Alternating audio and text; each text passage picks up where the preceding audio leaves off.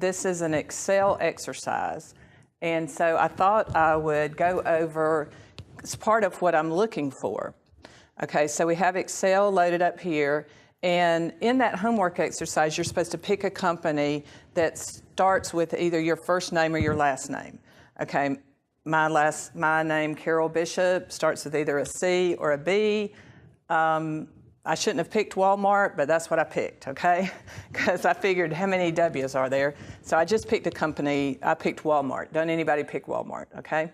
All right, so I typed in Walmart Investor Relations Annual Report because that's what really I'm looking for. I'm looking for Walmart's annual report, and it's usually in a section in every company called investor relations, which means stockholder relations, okay? So I'm looking for their annual report. Here are their annual reports. Let's just say I'm going to do 2015 annual report. Sometimes I look for this PDF file. What I'm looking for is the most recent annual report, okay? I'd like for you to get the most recent one.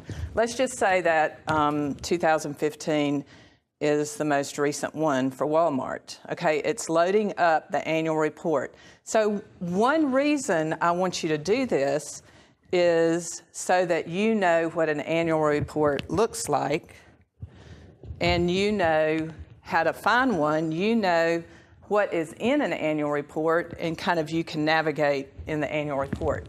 Okay, so one thing that kind of characterizes the annual report is it has pretty colors, okay? What they're trying to do is convince their stockholders that everything's going great and, you know, Walmart is fabulous, right? Okay, so it normally has pretty colors.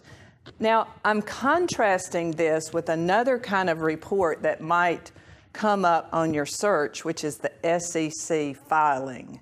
I'm not really looking for the SEC filing, okay? Because what does the SEC filing looks like? What's the SEC, by the way? Securities and Exchange Commission. Okay, that's the formal report that every company sends to the SEC to give them the nitty-gritty details, and it's kind of boring looking, okay? It's it's just black and white. It's not formatted in the format that we're looking for. Okay, so the first part of the annual report is really just telling us how Walmart did this year. See all this? They're kind of summarizing it for the layperson. And a lot of this is explaining their strategy and telling what changes they made.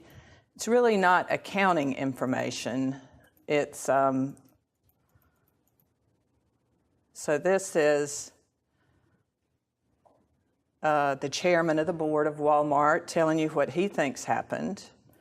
Then here's the list of the board of directors who kind of oversee what management is doing. Here's some executive officers right here. These are the top level people in the company. Now here is the table of contents, and this gives us some information about what else is in here. Now if we're looking for the income statement, that's it right there, consolidated statements of income on page 36. The balance sheets are on page 37, okay? So what I thought we'd do today is just do the income statement, okay? So if we go to page 36, it's not this. See, this is the 5-year financial summary. Where are the page numbers here? Okay, so we're on page 28. Okay, now this section is management's discussion and analysis. That's management's formal, analysis of the financial statements. Here's what we think happened. Here's what we'd like for you to know about our financial statements. And it's very detailed information, see? But specifically about the financial statements.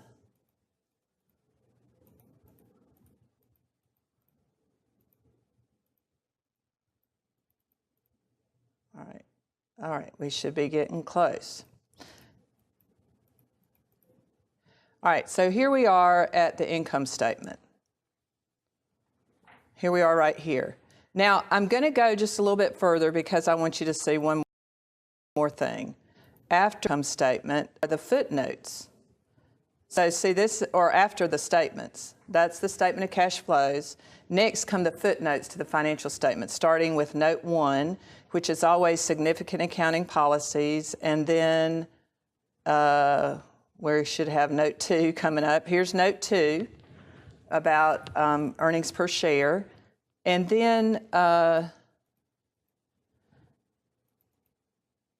short-term borrowings is note 6, and long-term borrowings, okay? So these are footnotes to the financial statements, and those are considered an integral part of the financial statements. They're not part of the main 4 financial statements. What did we say the main 4 financial statements are?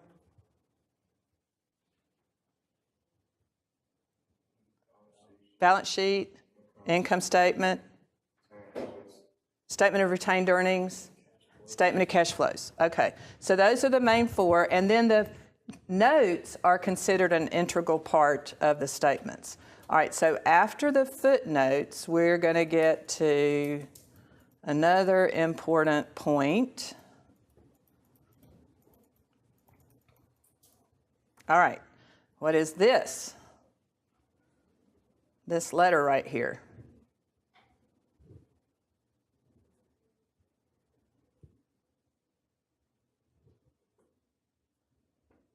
Who is that? Who signed that? Who are they? How big? Big 4. They're one of the big 4. There's 4 big accounting firms, okay? So what have they done here? What is this letter telling us? They've audited it. Did they find any problems?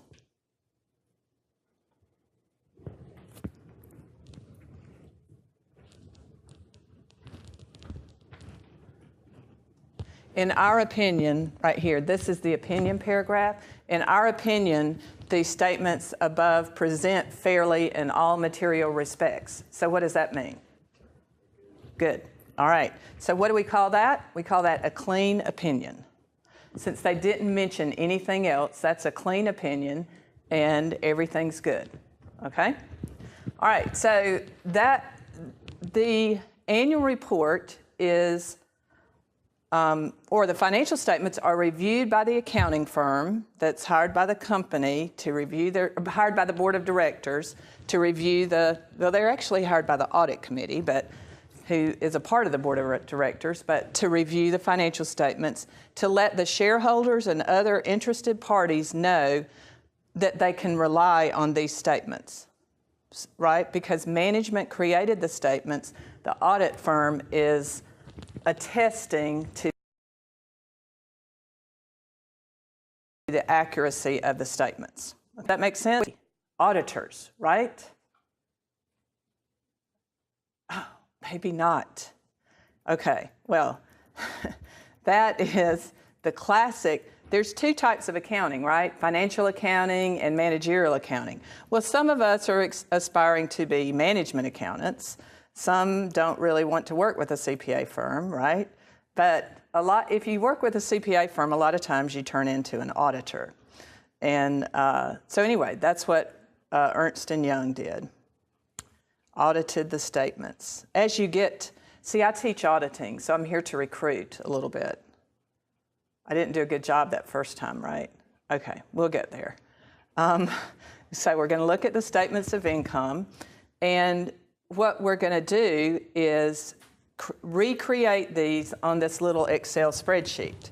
Now, what do we want our recreation to look like? We want it to look like something in Chapter 3. Let's just do a little search to find the financial statement on Chapter 3 that we want it to look like.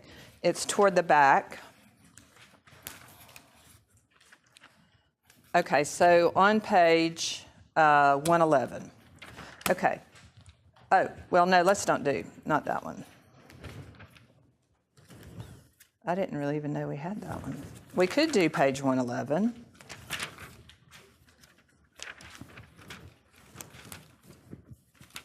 Yeah, okay, let's do page 111. Okay, the income statement in chapter 3. Actually, that's just not the one I was thinking. Oh, let's do page 105. It's simpler. Do y'all see the difference on page 105? The income statement in yellow right here is a single step income statement. In other words, it says revenues minus expenses equals net income. That's what we've been talking about in this chapter, right? A single step income statement. The one on page 111, the difference is it's got sales minus cost of goods sold equal cost of goods sold minus gross, minus selling expenses minus administrative expenses equal income from operations. You see what I mean? What kind of statement is that? It's a multi-step income statement, single step, multi-step. We're going to get into the difference in those two, but for right now, we're really focused on the single step because that's really kind of what we're learning in chapter 3. Okay, chapter 4, I think we get into the difference in those two. So look at Walmart's income statement. What do they have? Theirs isn't as simple as revenues minus expenses equals net income, is it? So we're just going to transform it into our kind of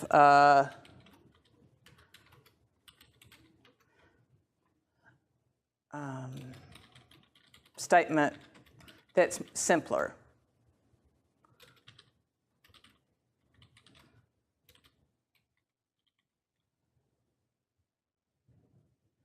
Okay, Walmart has a January 31st year end. So this one's year end is January 31st, 2015. I don't know if they have not come out with their, was it 21st? They might not have come out with their 31st.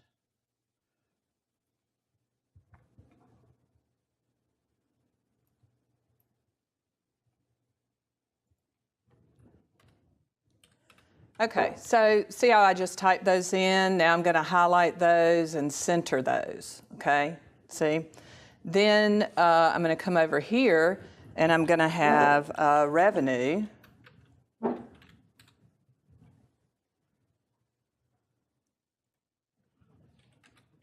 And then we're going to have expenses. And I like to see how these are indented on this page right here? They're indented right here, right? So I created another one over here to kind of indent expenses, okay? All right, so the revenues, we're just going to put all the revenue, $485.51. Okay, now I'm going to format this whole column. See how I highlighted the column? Because when I typed that number in, it looks pretty blah, right? So I'm going to put it to where it has commas. Then it put 2 0 on there, right? Do we want 0 on there? No, because they don't have them on the statements. It would make it's too accurate to have pennies on your financial statements for Walmart, right? Because actually Walmart's is in millions. Okay, so I'm going to get rid of those 0 in the whole column. So see how if you do the whole column, then that's how that whole column is going to work out. All right, matter of fact, I'm going to do it in this column too. So I want this column to the left to be the same way, so I'm going to do this little paintbrush here, which is a format painter. See what I mean? And then I'm going to highlight this column, and it's going to be the same way. Okay? All right, and all my expenses. Okay, so Walmart's expenses, its first expense is cost of sales. And then they have some operating expenses. Are y'all following me here on the left? You see that? Then under that we have interest expense. I'm just typing all the expenses in. Okay, so let's type in some numbers. Cost of sales. Well, we can't see it too hot there, can we? But we'll just have to do that. Okay, cost of sales is 365,086. Operating 93,418. And interest expense 23,48. All right.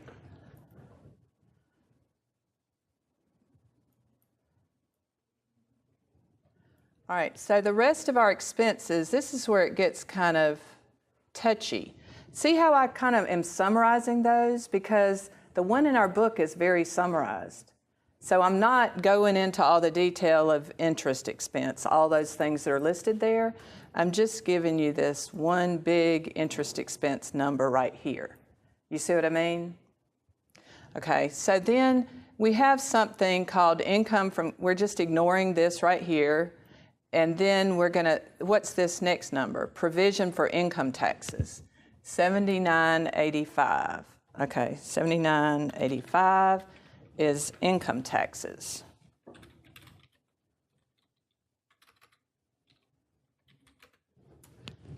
All right, and then after that, we have something called discontinued operations right here.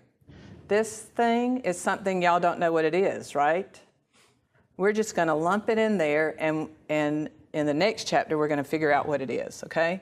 285. This is something, this is one reason we're kind of going through this exercise, so you'll see what a, all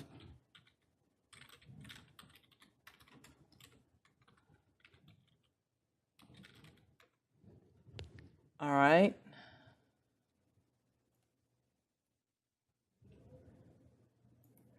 And then we have something called non-controlling interest right here. See this 736? Okay, so we're going to put that in here. 736 is called non-controlling interest. Again, not sure what that is, but this is something that we'll figure out next chapter. All right, so now we have something called consolidated income attributed to Walmart, and it's 16,363. All right, we're not going to type that number in though, right? Because that's a number that we should be calculating.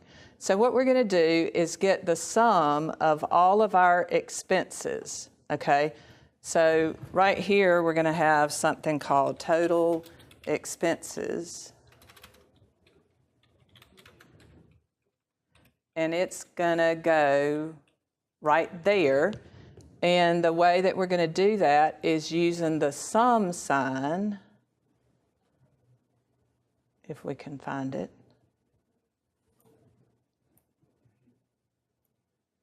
It's over there. Huh? It'll just go. Yeah. All right.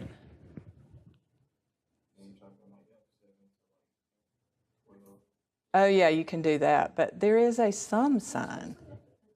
It's usually up there, but it's over at the top right, but I can't make my little thing go over there. Wait, let's move this right here. There it is. Okay. All right, so there's the sum sign. So if you just hit that, then and you highlight this right here and hit enter. Wait a second. Try again. Hit this. There we go. And highlight the part that you want to sum and hit enter. Then that puts the sum there, okay? Now, what we want okay, well first let's get net income. So what we should have right here is net income, right? So we're going to net income. What's the formula for net income? Revenues minus expenses. So how are we going to do that? We're going to say plus revenues. See, I'm typing in the formula where it says plus G5, but I just say plus and point, okay? Minus, and then point to the expenses, right? And hit enter. And then that should be your net income. Now, I don't think that's quite right because one of these numbers was a negative, okay? So we're going to see, no, That didn't do it. Was this one a negative? No, that'll make it go the other way.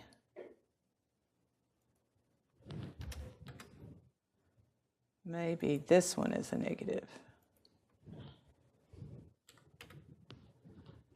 Yeah, okay. So that one, discontinued operations must have been, they must have had income from discontinued operations, and we've put it in the expense category. Okay, so see how we came up with this 16,363. Now, what do we need to do to make this look a little better? Okay, so do a bar at the bottom. So what we want at the bottom, see how on our sample 1, we have a line above net income and double lines after net income, okay? So now, this is what we don't want to do. We do not want to use this little underline function. See this thing that I clicked? That's an underline function. What that looks like is it puts a bar like not over the entire thing. It's just not what we want, okay? What we want to do instead, put our cursor on net income, and we're going to go to this box right here that has the 4 lines. And this is a little format box, and we're going to do a top and double bottom border. Okay, so what that does is it puts a line across the top and double lines across the bottom, and it fills up the whole box. See how it goes left to right in the box all the way across. Now, do we need any other underlines?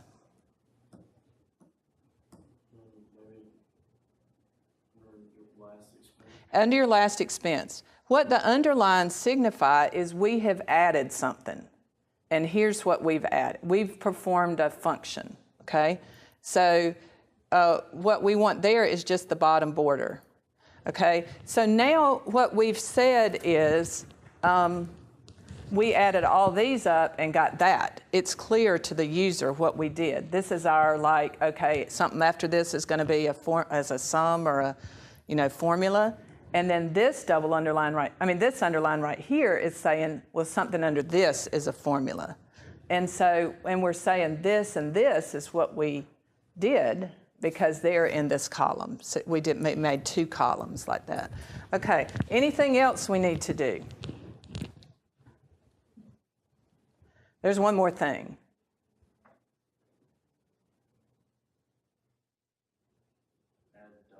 Dollar signs, okay. Dollar signs, very important. We can just go over here and put, where do we want the dollar signs? Let's look in our book. We want the dollar sign on the first number, service revenue, right? Well, they put a dollar sign on salaries and wages expense. Why is that? That's the first number in that column. What it boils down to is the first number in each column has a dollar sign. And then also net income has a dollar sign. So your grand total has a dollar sign, the last number on the bottom. Okay, so we're going to put a dollar sign. It messed us up again. It put those 0.00. We don't want that. So we get rid of those by just reducing this number of zeros right there. Okay, and we're going to also put one down here. Dollar signs, get rid of the zeros. And we're going to put one right here. Dollar sign, no zeros. Okay? Now, so how does our thing look? It looks very similar to what the thing in the book looks like, right? Okay. Any questions about this? So what we would do is, I did the income statement first because the income statement is usually the financial statement that you do first because you need net income to do statement of retained earnings. But I just did it first also because it's easier. The balance sheet has got a little more formulas in it. You can put all of these things on, one sheet. It's fine with me. Or you can put them on, you can have a tab for each statement if you want to. It's really kind of easier, I think, to put it all on one sheet, but whatever you want to do. Okay? Any questions about this exercise? When is this due?